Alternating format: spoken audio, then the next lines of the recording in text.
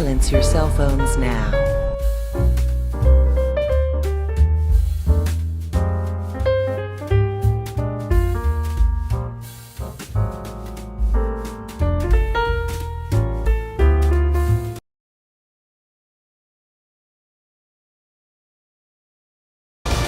I'm no leader. I came because I have no choice. I came to save my home and the people that I love. What's going on, YouTube? It's SC, place to be chilling, Mr. A&D, back with another movie experience, and the first time ever I got invited out to a screening, and I mean, I was so happy that I got to go. I did it a week before the movie was supposed to come out, because today we're going to review the new DCEU film, Aquaman. Now, of course, this is a story of Arthur Curry. This is following him, taking place after the events of the Justice League, but we don't touch too much on that and how they want him to be king, but he feels as though that he's not ready to be king. He doesn't want to be king, but of course he has his half-brother, the Ocean Master, if all y'all who read Throne of Atlantis, out there to wage war on the land from the sea. So this movie got three things going against it. One, it's an Aquaman movie. Two, it's a DCEU movie. Three is coming off of Justice League. This movie, there's going to be a bias in thinking about it anyway. But you know what? I'm going to try to help you guys out. So I'm going to give you guys the good, the bad, and the experience. Starting off with the good. Well, the good being, right off the back, Jason Momoa as Aquaman is pretty good. First of all, Jason Momoa doesn't even look like he's acting in this. He's just being Jason Momoa as Aquaman. It's a great new take on Aquaman. Of course, we're all used to this kind of Aquaman with the blonde hair and everything from Super Friends, but this Aquaman is more of a badass, more of a down-to-earth kind of guy. And I like how they showed that here in the movie as well. I mean, there's not much, you know, it's going to be cheesy because it's Aquaman. This guy talks to fish. The guy is, you know, the king of Atlantis. I'm just saying, so it ain't but much dumb you're going to get to it. I mean, like when Marvel makes a Neymar movie, it's going to be equally as dumb, okay? But I'm just saying, but having Aquaman here, I like what they did with Arthur Curry as well. I like the character Mira in this movie as well, as played by Amber Heard, and I have to say that the colors in this one, they bring her out in this one way more than they did Justice League. You can look at her in Aquaman, look at her Justice League, it's like night and day, literally, okay? And I like the way she did this movie, but however,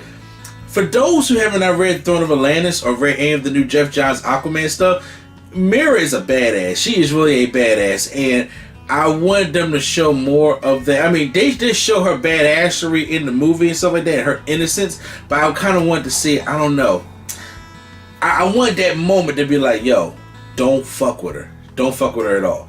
And I didn't quite get that yet from the movie. The special effects is amazing. I'm sorry, you know, it's going to, people are going to complain about CGI, like I said, but this is your underwater, and at first when I seen the underwater, we've seen how they did it in Justice League, wasn't a fan of it, but this one, like when they talk, you can see a little bit of the bubbles, you can hear a little bit of the echoing, and like I was really feeling like I was underwater. And I was at a screening, so you know, I was close up to the theater screen. I really want to check this movie out in IMAX and how it sees in IMAX, because you can tell you need to be in IMAX in here. You can see how the hair is flowing, unless they have it tied up underneath water like William Dafoe did.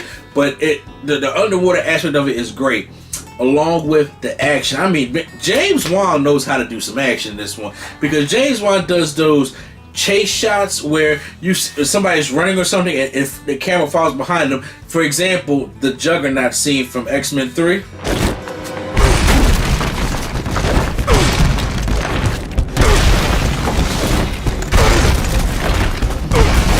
That Juggernaut scene was done better in this movie, and James Wan did Juggernaut scene better, because that whole chase scene when they were in Italy is my favorite part of that movie. That whole action scene right there is my favorite part. It was action paced, especially in the beginning with Nicole Kidman, who is here playing Aquaman's mother.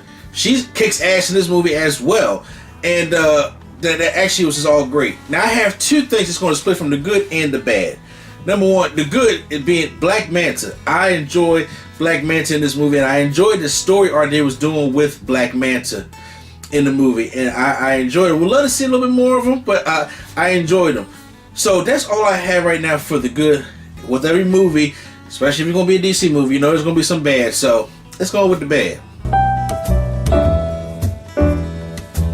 Now, I know I just made a personal bias thing by saying DC's got something bad in it, even though I enjoyed the DC movies also.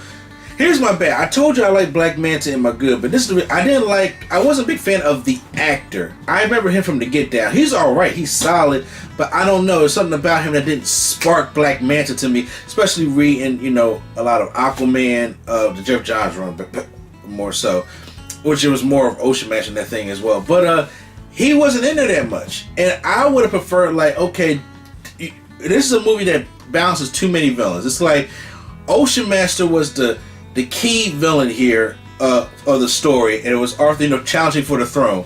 Like, we haven't seen that story over and over again this year.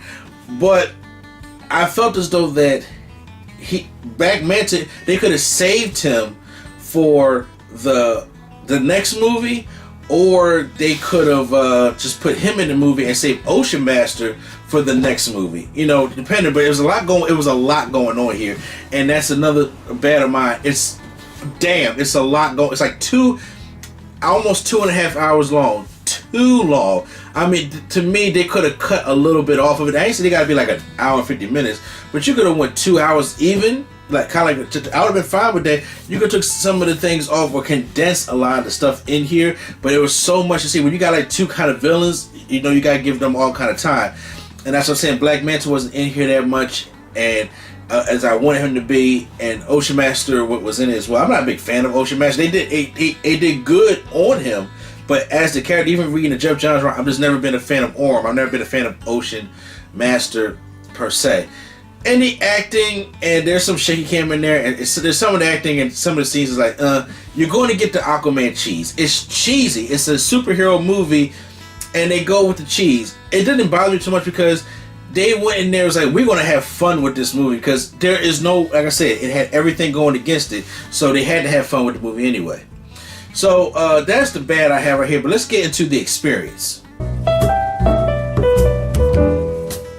So this was my first screening, and I wanted to double day on my first screening, and we went, if you're in the Philadelphia area, we went all the way to King of Prussia to go check it out, and it was packed in there. Now once again, this movie, when you guys see this review, whether it's tonight on Wednesday or early tomorrow morning on Thursday, this movie does not come out until, you can see the early screen on Thursday, this movie don't come out till Friday. So I seen this last Saturday, okay, and I wanted to wait a little bit to put it up and put my spoilers up, because I know when the review embargo went up, but then I seen a lot of YouTubers that I watch, such as Beyond the Trailer and Black Nerd Comedy and Jeremy Johnson, all the people put up the review, and I was just like, well, if they can do it, I can do it. So that's why this review is going up now instead of earlier, because I never been to a screening before. I never know how the review embargo thing works. There is a post-credit scene, so stay for the mid-credits. It's not like the end credits, like the mid-credit scene. We get a post-credit scene. I enjoy the post-credit scene, which this is the reason why. Well, I don't want to spoil anything. You can listen to my spoiler review. This is why I felt as though something should have saved for the next movie. So, but overall, Aquaman was a good time, man, and I urge y'all guys to go out there and see. So I'm gonna give it 2 different grades. For me, it's gonna be a damn near perfect, which is a B. Even though it's not a damn near perfect movie, I'm telling everybody, hashtag give it a chance. That's our C rating, but hashtag give it a chance, because I think it's a really good one. I think it's one of the better DCEU movies. I think the solo movies they do better with than doing the collaboration movies. And like I said, I'm still being a big fan of DC, so the future's looking pretty alright. I got faith in it. So post down in the comments down below if you guys seen Aquaman, if you guys went to a screening for it or not. How'd you guys enjoy it? Also, make sure you hit that like button if you guys enjoyed my review. Make sure you guys vote on which content you guys like the most here on Nerd Coalition, as we're making a big change in 2019. And once again, this is NC Place to Be. Show 20 Mr. AD, and I'll see you at the movies.